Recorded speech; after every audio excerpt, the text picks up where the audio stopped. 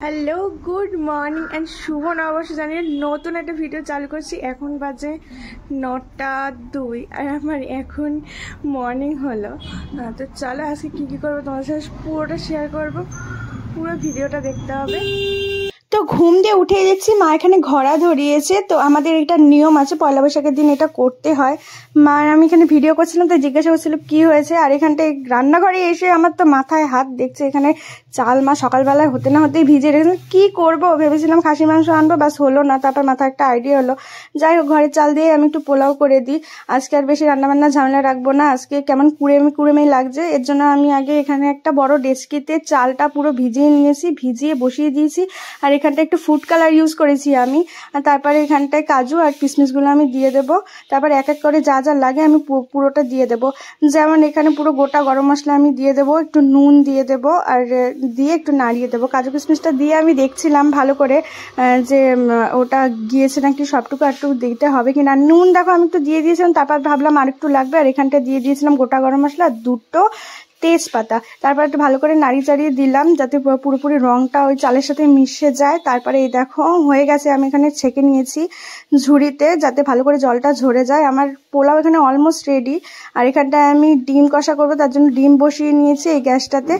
আর পোলাওটা এখানে যেহেতু অলমোস্ট রেডি, এখানটায় ঘি আর একটু জায়ফল জয়িত্রী গুঁড়ো আর চিনিটা দিলে পুরোপুরি ঠিকঠাক হয়ে যাবে। আর এখানটায় আমার এত গরম লেগেছিল, আমি দই ছিল ঘরে, সেটা দিয়ে একটু ঘোল করে নিলাম।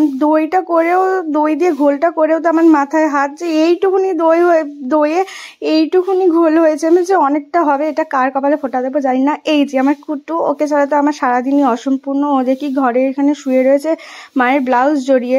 তো ওকে বলছিলাম তো কি হয়েছে এরকমভাবে শুয়ে আছে, দেখো কেমনভাবে শুয়ে আছে, পাটা হাত টাত কেমন করে। তো ওর শরীরটা খুবই খারাপ। তো অ্যাকচুয়ালি কুটু প্রেগনেন্ট। ও একদম যেখানটায় শোয় সেখানটায় দিয়ে একদম উঠতেই চায় না, শরীরটা খুবই খারাপ, সবসময় পেট চেপে চেপে শুয়ে থাকে। এখন দেখছি এই পরিস্থিতি। আমি বললাম ওট একটু বাইরে যাবে না, আমার দিকে তাকিয়ে আছে। তাই হোক ওর মাথায় একটু এই বলে হাত টাত বুলিয়ে দিলাম, শো তুই এখানে। একটু পাখাটাও ছেড়ে দিয়েছিলাম। দুপুর হয়ে গেছে, আমার সব রান্নাবান্না কমপ্লিট। আর আমি দেখো ডিম কষা দিয়ে তো একদম পোলাও মানায় না, এর জন্য বাটি নিয়ে চলে গেছি বম্মার ঘরে। বম্মাকে বললাম বম্মা দাও মাংস, বম্মার ঘরে মাংস হয়েছে। বম্মা আমাকে এক বাটি মাংস দিলে, না আমি এতটা খাবো না। তারপরে একটু চাটনিও দিয়ে দিল আমাকে, যে শুধু খাবি তো করিস নি, যা নিয়ে যা। যাই হোক এটা দুটো নিয়ে আমি নিয়ে যেতে পারবো না, তার জন্য চলে এসেছি আমি ঘরে এসে যেই এটা ছাড়া একদম অসম্পূর্ণ খাওয়া দাওয়া, সেটা হলো ঠান্ডা জল। ওইটা আগে ফ্রিজ দিয়ে বের করে নিয়ে এসেছি। তারপরে দেখো স্যালাড দিয়েছিল, স্যালাডটা আমি দুটো করে নিয়ে বাবাকে একটা করে দিয়েছি। বাবা বললো দে আমাকে দে, আমিও তো খাবো।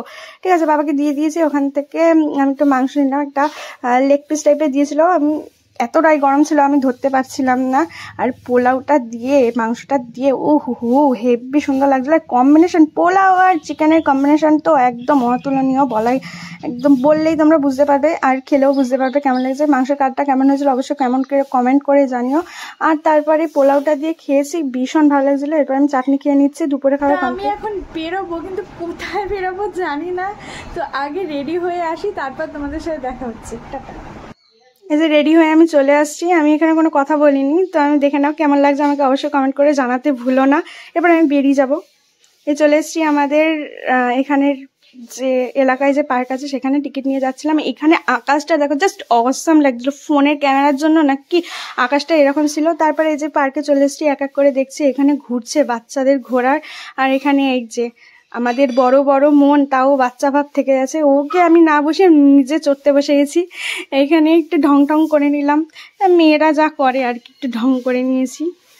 তারপরে যেতে দেখছি দাদু গরু টরু নিয়ে। আর এখানটা কি অবস্থা, চারিদিকে দেখতে এই যে দেখে ফেললাম এই যে ওকে নিয়ে বসে আছে, কি করছে কি জানি, এখানে একদম পরিষ্কার করে না। তারপরে দেখছি মাথার উপর দিয়ে কি যাচ্ছে, এটা অ্যাকচুয়ালি রোপ। আমাদের এখানটা রোপ চালু হয়েছিল, আমি রোপ চড়বো বলে গিয়েছিলাম, দেখি এই অবস্থা রোপে, লাইনের জায়গায় নেই। এই দেখো কি পরিস্থিতি। আমরা যাই বাবা, চলে যাই, খুব গরম লেগেছে। এখান থেকে একটু আইসক্রিম নিয়ে নিচ্ছিলাম। আর ভাই বাঙালি বাস, এটা না চাটলে কি আর স্বাদটা মেটে। তারপর চলে এসেছিলাম মেলায়, এখানে একটা নানান কালারের বেলুন, এখানটায় বান্ধবী ওর ছেলেটাকে একটা বেলুন কেলে দিচ্ছিল।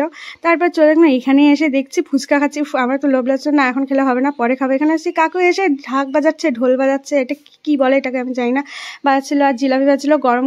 আমি চলে গেলাম এখানে এই পুজোটা হয়, রাধা রাধাকৃষ্ণের মন্দির আছে এখানটায়, এখানে পুজো হয়। পয়লা বৈশাখের দিন এখানে মেলাও বসে, তাই ঠাকুরকে দেখিয়ে দিলাম আজকের দিনে।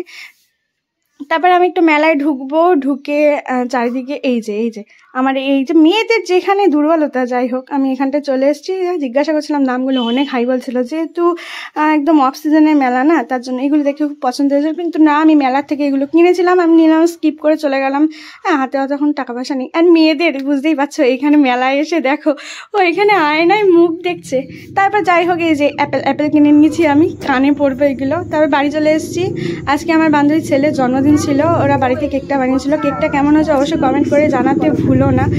তো ও ডেকোরেশন করেছিল, ভালো ছিল। ও 3 বছর জন্মদিন পূর্ণ হলো, তো 3টে মিলিয়ে দিয়েছে, একটা জ্বলছিল, মায়ের সাথেও কেটে নিচ্ছিল। তারপরে সবাইকে হ্যাপি বার্থডে বলছিল। তো শোনো,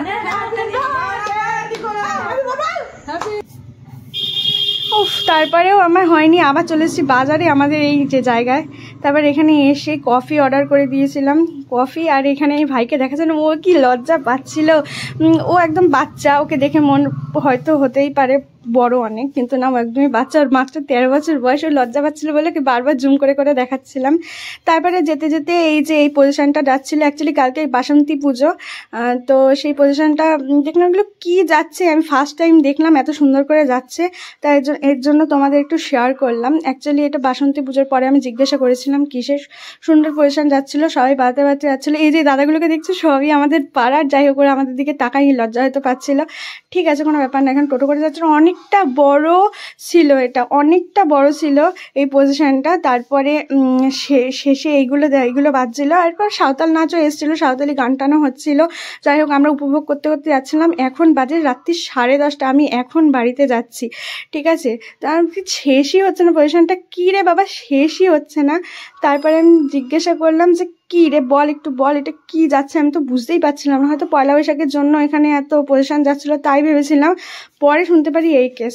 তো ঠিক আছে, কোনো ব্যাপার না। তারপরে এই যে মাকে দেখো, তো মাকে দেখিয়ে সবাই মঙ্গল করো। মাকে দেখিয়ে আজকে ভিডিওটা এখানে শেষ করছি। ভালো লাগলে অবশ্যই লাইক, কমেন্ট, শেয়ার, সাবস্ক্রাইব। পরে ভিডিও